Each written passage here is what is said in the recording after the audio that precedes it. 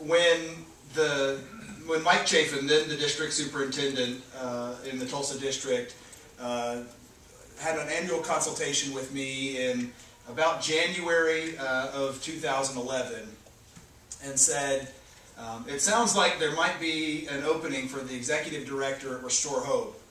I said, is everything okay with Larry? And he said, yes, Larry's retiring. He gets to play golf a little bit more often. Would you be interested in the job? And my heart screamed, yes! Thankfully, the outer voice, I kept composure in the district office there, and I said, let me pray about that.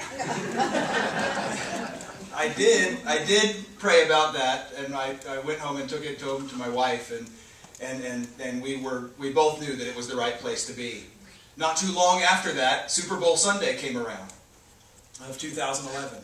Now, I was the pastor of Southern Hills United Methodist Church, a smaller United Methodist church here in town, and you might remember that day was a snowy day.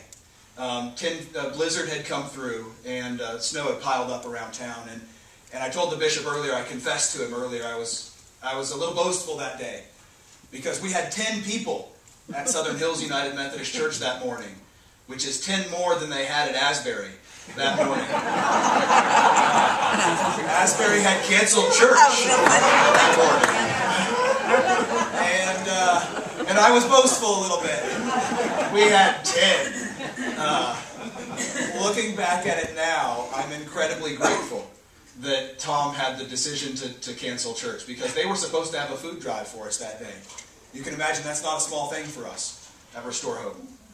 They had canceled that food drive, and had they been here, had they had the food drive, they would have brought the food that afternoon.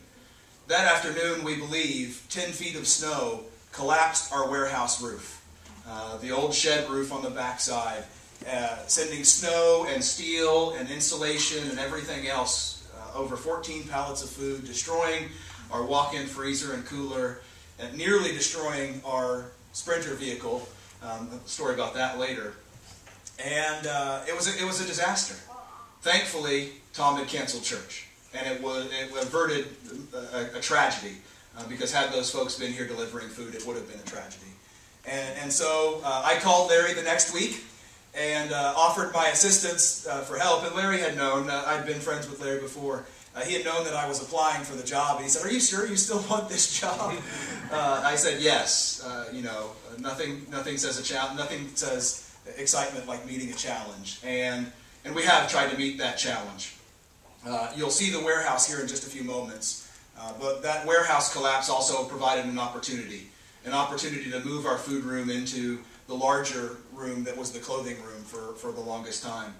It allowed us to shift our staff around so that we could focus more on our homeless prevention program, so that we could prevent more people from becoming homeless.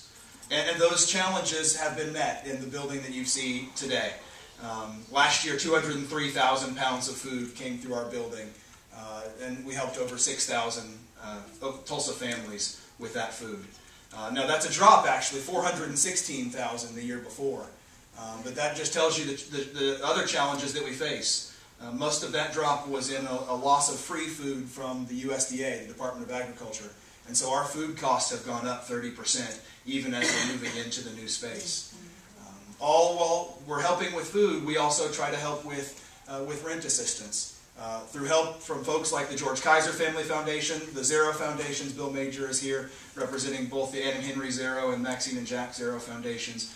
We were able to help prevent 440 families from becoming homeless last year. That's 440 families in the Tulsa area that didn't have to pack up their lives and move into shelter. 440 families that are in the same apartment, in the same home. And I'll tell you, we found out in the last couple of weeks that we are perhaps the most successful agency in the country at preventing homelessness. The national average for prevention of homelessness is about 70%. So much so that the Department of Housing and Urban Development has stated publicly, and this sounds like something the government would say, they don't believe that homeless prevention prevents homelessness. I know. It does at Restore Hope. You all might remember the stimulus grant that tore up our roads. Larry and his foresight and the others here at Restore Hope applied for part of that stimulus grant to prevent homelessness. And we helped the people in Tulsa County outside the city limits of Tulsa. We helped 607 people with those funds. 607 people that had an eviction notice that were about to be homeless.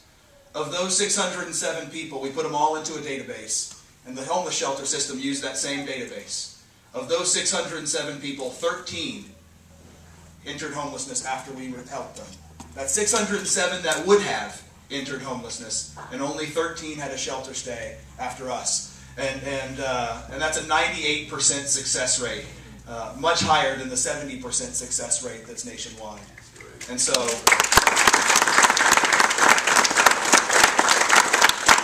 I join you in clapping, because that's not me. That's our excellent staff that are doing that work.